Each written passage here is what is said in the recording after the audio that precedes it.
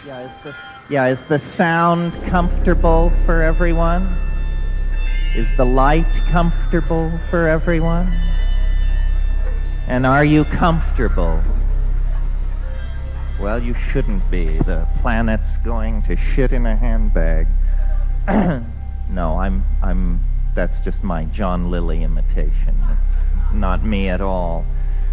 In order to make sure we all understand the domain we're operating from here, I would like to talk a little about what it's like to be loaded, because I think that's the ground zero of what we're talking about. Psychedelics are like any other social phenomenon.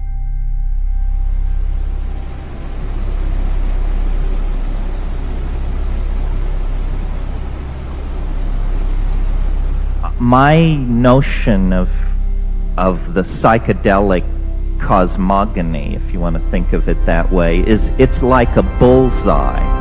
It's like a series of concentric circles, and various substances place you in various quadrants of that mandala at various distances from ground zero, which is at the absolute center, and have tried to do everything with a certain level of attention and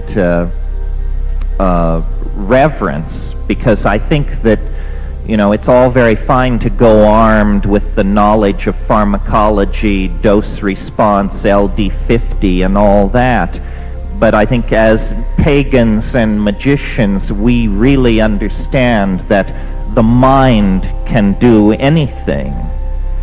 And there's a horribly frightening little passage in Jung somewhere where he says, the unconscious has 1,000 ways to terminate a life that has become meaningless. Meaning, you'll step in front of a streetcar or something. So, in my lifetime of looking at these things and being interested in many other things as well,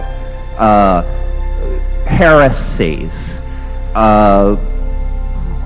obscure backwaters of art history and literature,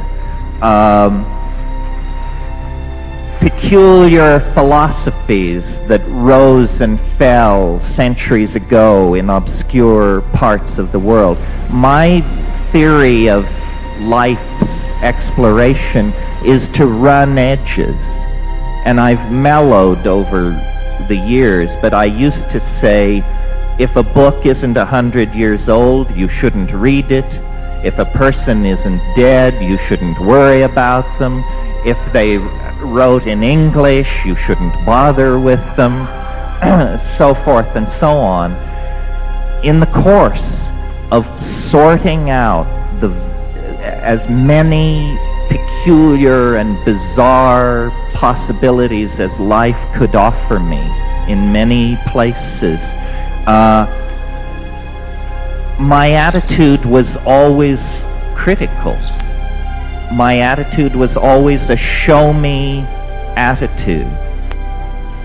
I don't believe in faith. I don't believe in belief.